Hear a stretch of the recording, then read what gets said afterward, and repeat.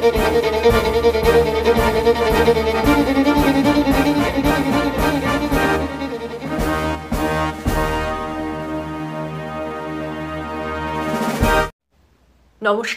আমি তন্নিপ্রিয়া। ব্রততী পরম্পরা ডিজিটাল নিউজে আপনাদের স্বাগত। আজকের শিরোনামে বাংলা জুড়ে যেন অকাল বোধন, শঙ্খধ্বনি মোমবাতির আলোয় শুরু মেয়েদের রাত দখল। অশান্ত প্রতিবেশীদের নিয়ে কেমন আছে ভারত? নদী পরিবেশ রক্ষায় এগিয়ে আসছে মহিলারা।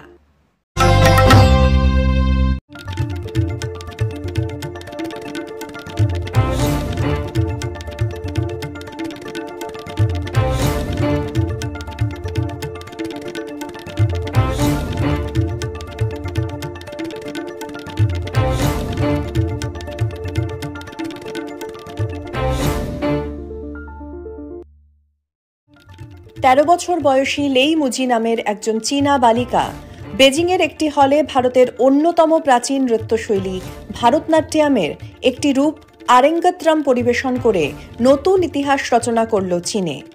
সেই অনুষ্ঠানে উপস্থিত ছিলেন বিখ্যাত ভারতনাট্যম নৃত্যশিল্পী লীলা স্যামসন, ভারতীয় কূটনীতিক এবং চীনের বাসিন্দারা।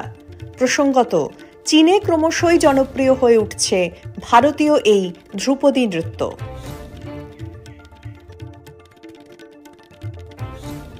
ফেক বা স্প্যাম কলের দৌরাত্ম্যে মানুষের বিভ্রান্তির অবসান ঘটাতে আগামী ১ সেপ্টেম্বর থেকে নতুন নিয়ম চালু করছে টেলিকম অথরিটি অফ ইন্ডিয়া অর্থাৎ ট্রাই। কেউ তার মোবাইল নম্বর ব্যবহার করে কোনো টেলিমার্কেটিং বা কোনো প্রমোশনাল কল করলে সেই নম্বরকে ২ বছরের জন্য ব্ল্যাক লিস্টেড করা হবে। কেউ অভিযোগ জানালে টেলিকম অপারেটরকেই তার দায় নিতে হবে। ফলে আশা করা যাচ্ছে স্প্যাম কলের দৌরাত্ম্য এবার কমবে। প্রথম পূর্ণাঙ্গ সময়ের মহিলা কৃষক হিসেবে সাধারণের অনুপ্রেরণা হয়ে উঠলেন মুর্শিদাবাদের দৌলতাবাদ ৬ ঘড়ির বাসিন্দা মৌসুমী বিশ্বাস। ৫ কাঠা জমি দিয়ে শুরু করে আজ ৫ বিঘা জমিতে জৈব উপায়ে চাষ করে তৈরি করেছেন তিনি নিজস্ব ধানের বীজ, যা রাজ্য ছাড়িয়ে ছড়িয়ে পড়েছে দেশের জমিতে। সেগুলি হল নলাক, IR-৩৬, এম জামিনী, যা বিঘা প্রতি ৬ থেকে ৭ কুইন্টাল ধানের ফলন দিতে সক্ষম, যা তাকে এনে দিল ভারত সরকারের তরফ থেকে সৃজনশীল উদ্ভাবকের তকমা।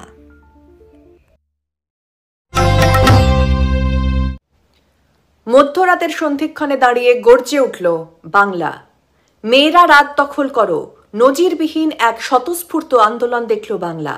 সব দল মত নির্বিশেষে রাজনৈতিক রঙের ঊর্ধ্বে উঠে মিছিলে পা মেলালো ৮ থেকে ৮০ সকল বয়সের মেয়েরাই। আরজিকর কাণ্ডের প্রতিবাদে রাজপথের দখল নিল মেয়েরা।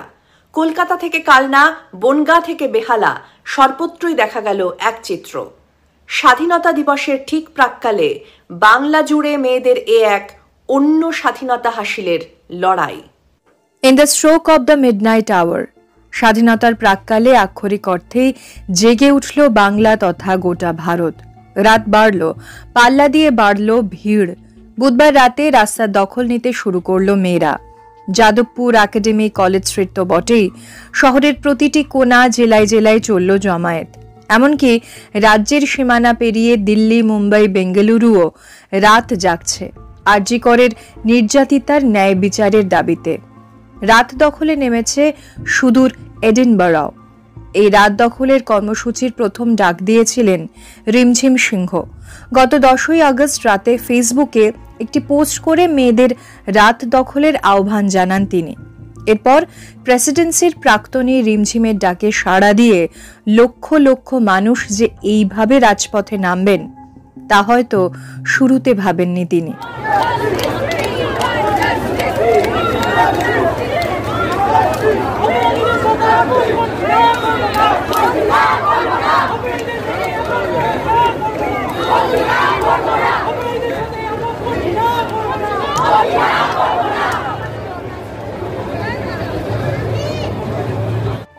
কলকাতা থেকে কোচবিহার, বনগাঁ থেকে বেহালা, সর্বত্রই রাতে রাজপথ চলে গিয়েছে মেয়েদের দখলে। ব্যানার, ফেস্টুন হাতে পথে নেমে পড়েছে শয়ে শয়ে নারী। তাদের যোগ্য সঙ্গ দিচ্ছে পুরুষরাও। কারো হাতে মশাল, কেউ জ্বেলেছেন মোবাইলের টর্চ। প্রত্যেকের দাবি একটাই, আরজিকর কাণ্ডে সুবিচার চাই। সকলের মুখে গর্জে উঠছে উই ওয়ান্ট জাস্টিস স্লোগান। কেবলমাত্র কলকাতা নয়, সার্বিকভাবে গোটা রাজ্যের চিত্রটা একই রকম। এক কথায় বলা চলে স্বতঃস্ফূর্ত গণজাগরণ। অন্যদিকে মেয়েদের রাত দখলের কর্মসূচির মধ্যেই একদল ব্যক্তি আরজিকরের জরুরি বিভাগের বাইরে তাণ্ডব চালায়। তাদের কয়েকজনের হাতে রড এবং লাঠি ছিল বলে অভিযোগ। জরুরি বিভাগের বাইরের কোলাপসেবল গেট ভেঙে উপড়ে ফেলা হয়। ভিতরে ঢুকে সবকিছু তছনছ ও জরুরি বিভাগের যাবতীয় জিনিস লণ্ডভণ্ড করা হয়। এরপরেই সেখানে পৌঁছয় বিশাল পুলিশ বাহিনী। পরিস্থিতি নিয়ন্ত্রণে আনতে নামানো হয় র্যাব। তারা এসে কাঁদানে গ্যাসও ছোড়ে। ছত্রভঙ্গ হয়ে যায় ভিড়। হামলাকারীদের একাংশকে তাড়া করে এলাকা ছাড়া করে পুলিশ। ওপার বাংলাতেও আছড়ে পড়ল প্রতিবাদের ঢেউ। বাংলার পর বাংলাদেশের চট্টগ্রামের রাত দখল প্রমিলা বাহিনীর। শুক্রবার রাতে ঢাকা বিশ্ববিদ্যালয়ের রাজু ভাস্কর্যের সামনে বড় জমায়েত হয়। চট্টগ্রামের বিপ্লব উদ্যানের জমায়েত স্থলে বড় ব্যানারে লেখা ছিল মেইফুয়া অক্কল রাইত দখল গড়, অর্থাৎ মেয়েরা রাত দখল করো। রাত দখল এই কর্মসূচিতে অংশ নেন কয়েক হাজার মহিলা। সকলের হাতে ছিল মোমবাতি। নিহত তরুণী চিকিৎসকের জন্য মিনিট খানেক নীরবতাও পালন করা হয়। তবে বাংলায় মেয়েদের এই রাত দখলের স্ফুলিঙ্গ এখনই নিভছে না। এই প্রতিবাদ চলছে, চলবে। ব্রততী পরম্পরা ও কাব্যায়নের বিভিন্ন শাখায় অফলাইন ও অনলাইন আবৃত্তি প্রশিক্ষণের জন্য ভর্তি চলছে। কবির রোড, সল্টলেক, বারাকপুর, সোনারপুর, চুঁচুড়া, বেহালা, শ্রীরামপুর, শ্যামবাজার ও শান্তিনিকেতন শাখায় ভর্তির জন্য যোগাযোগ করুন এই নাম্বারগুলিতে।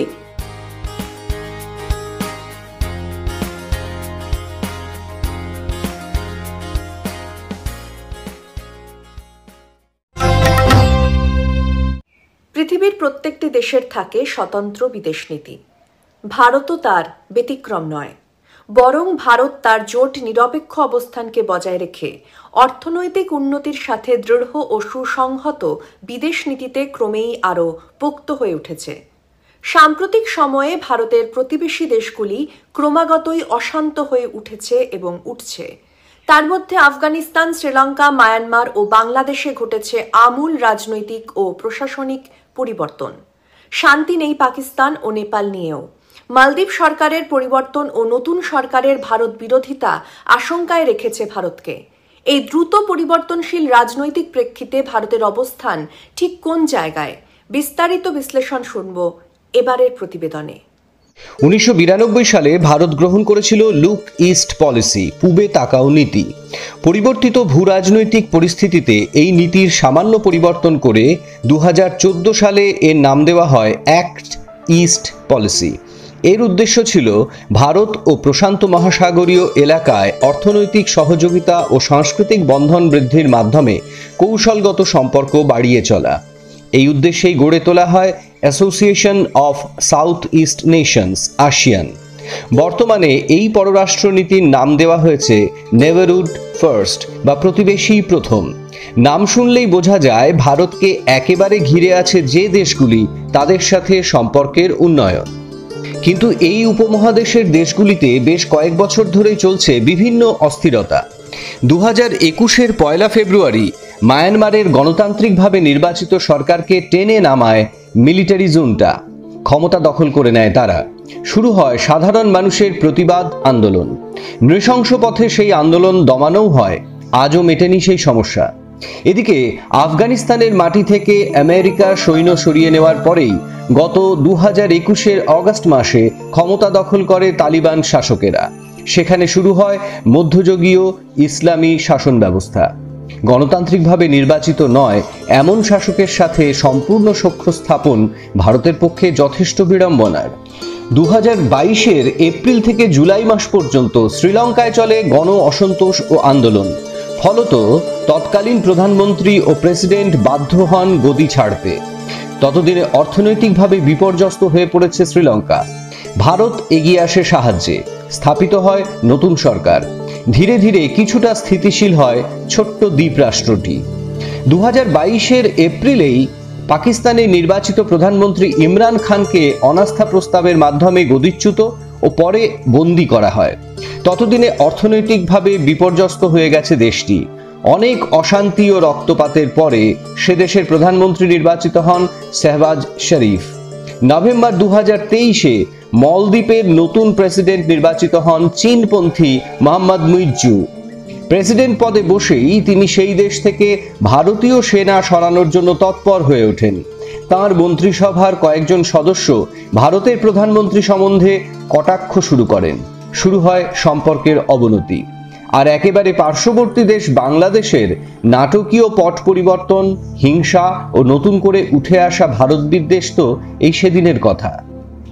এই অশান্ত প্রতিবেশী দেশ ও তাদের বদলে যাওয়া রাজনৈতিক প্রেক্ষাপটে ভারতের পক্ষে প্রতিবেশী প্রথম নীতি থেকে সরে আসাও সম্ভব নয়, আবার একে রক্ষা করাও চূড়ান্ত কূটনৈতিক দক্ষতা দাবি করে। এদিকে ঘাড়ের ওপর রয়েছে ড্রাগনের নিঃশ্বাস। আন্তর্জাতিক ক্ষেত্রে রাশিয়া বনাম ইউক্রেন, ইসরায়েল বনাম হামাস ও অন্যান্য দল ইত্যাদি ঘিরে ভারসাম্যের রাজনীতি বজায় রাখাও এখন ভারতের কাছে মস্ত বড় চ্যালেঞ্জ। আশা একটাই, ভারতের সুপ্রাচীন গণতন্ত্র, দৃঢ় অর্থনৈতিক ভিত্তি ও বিচক্ষণ রাজনৈতিক ব্যক্তিত্বদের ওপর নাগরিকরা আজও ভরসা রাখেন।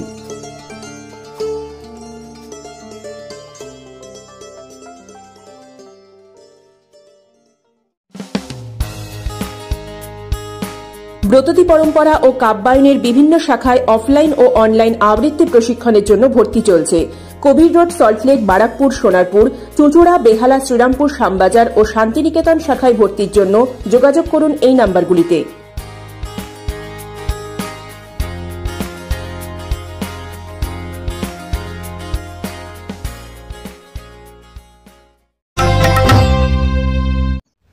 আজ যখন সমাজে নারীদের প্রতি চরমতম অপরাধের বিরুদ্ধে গর্জে উঠেছে মেয়েরা, তেমনি এই প্রকৃতি পরিবেশেরও ক্ষতি সাধনের চক্রান্ত রুখে দিতে গুরুত্বপূর্ণ ভূমিকা নিচ্ছে সেই মেয়েরাই। গত 10 ও 11ই আগস্ট কলকাতা নদী কনভেনশনে রাজ্য ও রাজ্যের বাইরের বিভিন্ন প্রান্ত থেকে আসা নদী পরিবেশ আন্দোলনের কর্মীরা তাদের আলোচনায় তুলে ধরেছেন পরিবেশের ভয়াবহ সংকটগুলি। প্রশাসন যার সঠিক সুরাহা করতে ব্যর্থ, সেখানে সাধারণের মধ্যে সচেতনতার প্রসার ঘটিয়ে সক্রিয়ভাবে পরিবেশ রক্ষায় কাজ করে চলেছেন এই সকল পরিবেশ কর্মীরা। কলকাতা নদী কনভেনশনে নদী প্রকৃতি রক্ষার্থে নদীকে কেন্দ্র করে মানুষের জীবন জীবিকা, পরিবেশগত সহাবস্থান, নৈতিক অধিকারে কর্পোরেট আগ্রাসনের হাত থেকে পরিবেশকে রক্ষা, নদী পাড়ের বন্যা ভাঙনের মতো সমস্যা ও তার সমাধান ইত্যাদি গুরুত্বপূর্ণ বিষয় আলোচনা করা হয়। এর পাশাপাশি পার্বত্য হিমালয়ে ভূমিধস, রাজ্য তথা দেশের ছোট নদীগুলির সংকট নিয়ে গড়ে ওঠা নদী সমাজের আন্দোলন ইত্যাদি বিষয়গুলিতেও সচেতনতামূলক তথ্য তুলে ধরেন রাজ্য ও দেশের বিভিন্ন প্রান্ত থেকে আগত পরিবেশ কর্মীরা। উত্তরাখণ্ড, বিহার, ঝাড়খণ্ড, সিকিম, ওড়িশা, ছত্তিশগড় ইত্যাদি রাজ্যসহ বাংলার সুন্দরবন, রাঢ় অঞ্চলের পুরুলিয়া, বীরভূম, উত্তরের দার্জিলিং ও ডুয়ার্স অঞ্চলের বিভিন্ন ছোট বড় নদীগুলির স্বাভাবিকত্ব রক্ষার তাগিদে কাজ করে চলা নদী আন্দোলন কর্মীরা তাদের কাজের বিবরণ তুলে ধরেন। নদী বাঁচাও জীবন বাঁচাও আন্দোলনের পক্ষ থেকে দুদিনব্যাপী এই কনভেনশনের আহ্বায়ক ছিলেন নদী পরিবেশ কর্মী জয়া মিত্র, গৌতম বন্দ্যোপাধ্যায়, অতুল সতী, কল্লোল রায় ও তাপস দাস। আদিবাসী জল জঙ্গলকে ধ্বংস করে প্রাকৃতিক সম্পদ লুট করা ও নদী তীরবর্তী এলাকায় বিভিন্ন প্রকার মাফিয়া চক্রের পরিবেশ বিরুদ্ধ কার্যকলাপের প্রতিবাদ করে আসছে নদী বাঁচাও জীবন বাঁচাও আন্দোলন। লক্ষণীয়ভাবে এবার সেই প্রতিবাদে সামিল হচ্ছে মেয়েরাও।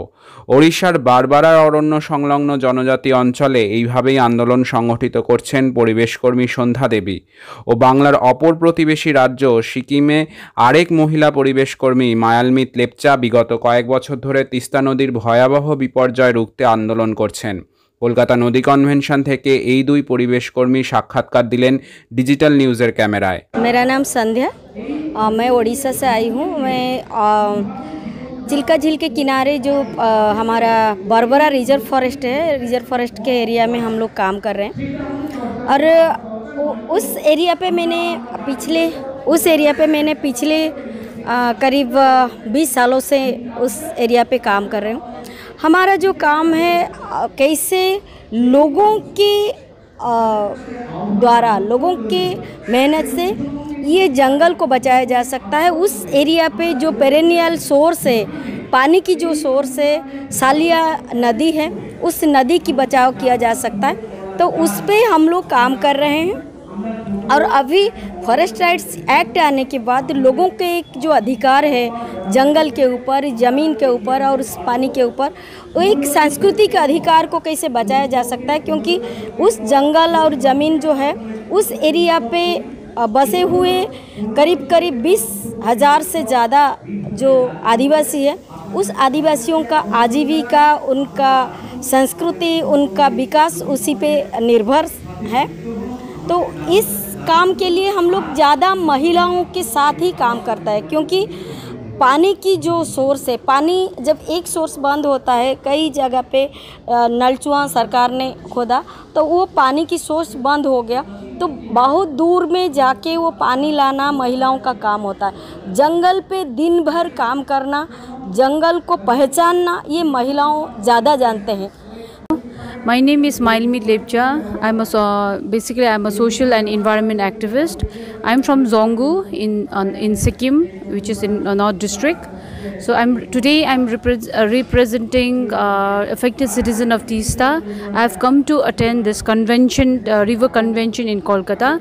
So I just wanted to share that the affected citizen of Teesta is the only organization in Sikkim who is fighting against the rampant series of the hydropower dam which has been built by the state government and central government of India. So, and we being a Lepcha indigenous community, we've been struggling against this hydropower dam since a very, very long time. I have started my activism into 2004-2005. So it's been almost 16-17 years. And we've been why we are like against this hydropower project is like it is not sustainable because our land is very, very sensitive, very ecologically very fragile. So what happened in 4th of October 2023 is a very simple example that people should realize that this type of hydropower project is not suitable in our region. Even like 1200 megawatt, the stage 3 Teesta Urja got washed away on 4th of October in 2023 is a very, very like is a great example of a failed project, because the whole village has been evacuated, because whole village is coming down, whole village is like sliding down. So these are the impact, because we welcome the sustainable development, but we will not allow this destructive project in the name of development. And Sikkim, I must share that Sikkim being the most corrupt state, because if you see, we don't have good transportation system, we don't have a good health facilities. Where are the budget that is coming from center, where are these going? Because we don't have the mechanism like CBI to see this accountability and to check the transparency, So these are the problem that we are facing right now. So I appeal everybody because climate change is real. Whenever you wanted to have some good time, whenever you're in summer, if you're feeling hot, you feel like coming to the hilly station. So it is your responsibilities also to support our movement and be responsible. And we appeal everybody, especially the youth, because we are the future generation. We have to see the impact of whatever the previous, like our senior, their policies, their stupid policies that has put on, and we are the one who has been victims. We as me, like I'm very concerned about the future generation. So that is why I'm on the field, and we are in the movement to save the River Teesta. So save River Teesta, save Sikkim. আজকের খবর এই পর্যন্তই। পরবর্তী সংবাদের জন্য চোখ রাখুন ব্রততী পরম্পরা ডিজিটাল নিউজের ফেসবুক চ্যানেল ও ব্রততী পরম্পরার ইউটিউব চ্যানেলে। নমস্কার।